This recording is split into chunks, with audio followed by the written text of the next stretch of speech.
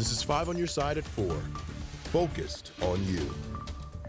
First at 4, road rage turns deadly. Right now, police are investigating a deadly shooting on a busy road in St. Louis County. Good afternoon. Thanks for being here. I'm Kay Quinn. And I'm Brent Solomon. That shooting happened on a highway in Fenton just after 8 this morning. Our Diamond Palmer has been following the developments all day long. She's live now with more information from both police and eyewitnesses. Diamond.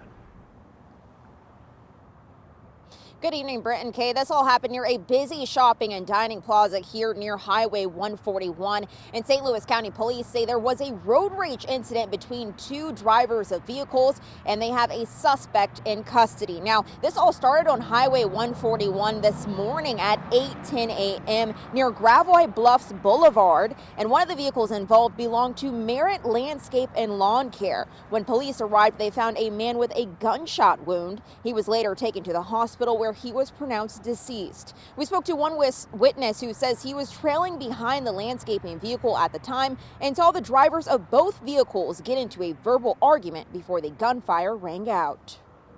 I don't know if he cut him off or not, but he was kind of at a weird angle. And then he went up to the window to confront the guy in the van. And then it was kind of weird because he turned away. He kind of like ducked away, like he threw something at him. And then you just heard a pop while he was running away.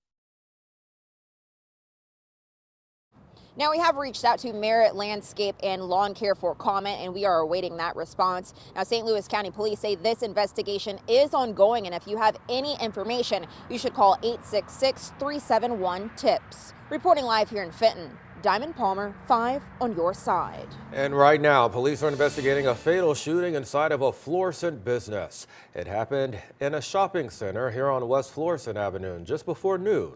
That's where they found a man who had been shot. He died at the hospital. A suspect tried to take off, but police were able to take him into custody. We have a crew on scene. We will update you as soon as we learn more. Police are investigating an attempted carjacking in Kirkwood. It happened early Wednesday morning. Early reports say a rideshare driver was waiting for a passenger when another car drove up and blocked the driveway. The driver said two people got out of that car, pointed a gun at him, and demanded he get out of his car. The suspects took off when the person who requested the rideshare came out of their garage. At this time, there have been no arrests. New information today on a homicide we've been following in the Metro East. Police say two men are now in custody, accused of killing a 21-year-old in Collinsville. People found Tyrese Owens dead in a ditch Wednesday morning. That was just off of Route 159. Suspects Carlos Mosley and Amari McGee now facing murder charges.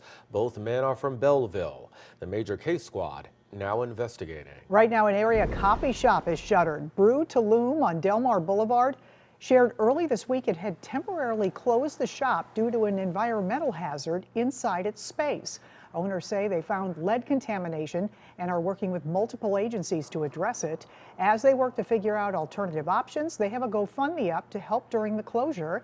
You can find a link to that GoFundMe on our website, ksdk.com. All right, let's go ahead and get to your weather first forecast. So we've had a bit of a chillier day in the bi-state with cooler temps continuing through the weekend. Let's get to Chief Meteorologist Scott Connell for a look at the Veterans Day forecast. It is going to be a little bit cooler here heading into the weekend, but these are temperatures that we would expect for November, right? So we're looking at that sunshine out there this evening under a clear sky. We started this morning, most areas in the 30s, St. Louis right at 40 degrees. Yes, there's still some color in those trees and not a lot of wind around today. That's St. Charles, looking at Highway 70 as you approach Zumbel there. Zumbel construction ongoing. You almost need a personal tour guide to navigate that intersection. We're talking temperatures in the mid-50s right now around St. Louis. Clear skies.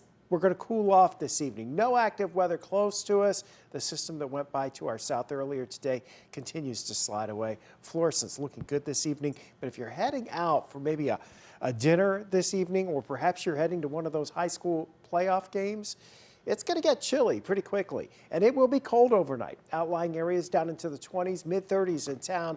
Quite seasonable, though, over the weekend, and there is still no significant rain in our forecast. We'll see you in a few minutes. We'll talk about the rest of this weekend, Kay. All right, thank you, Scott. Our A Way Forward series focuses on the organizations and programs in our area making an impact. This week we highlight a student-run coffee shop called Cup of Joe. Our Justina Coronel takes us to St. Joseph's Academy in St. Louis County, where students are serving more than just coffee. Beyond the books, brewing beans is a different way to learn. Cup of Joe is a student-run led coffee shop at St. Joseph's Academy since 2016. Megan Hackman has overseen the program since. They also wanted there to be an educational and a philanthropic component as well. So the kids learn business skills through working here, and then as they move up through the program, they can become managers. Senior Ava Moley signed up for the daily grind. I loved the idea of getting to be a part of working for the school. It was a great way to get involved, and I love coffee. Moley says students have learned to manage money and customer service. Hot chocolate for Molly.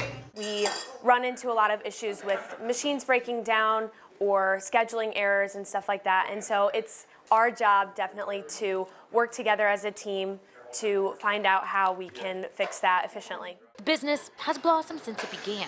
Generally make more money every year because we're getting better at understanding how to manage things. Together as a team, their passion has poured into making profit. We donate all of our profit. So far we've donated over $27,000 to various local charities that align with our St. Joe values. We give back to St. Joe scholarships.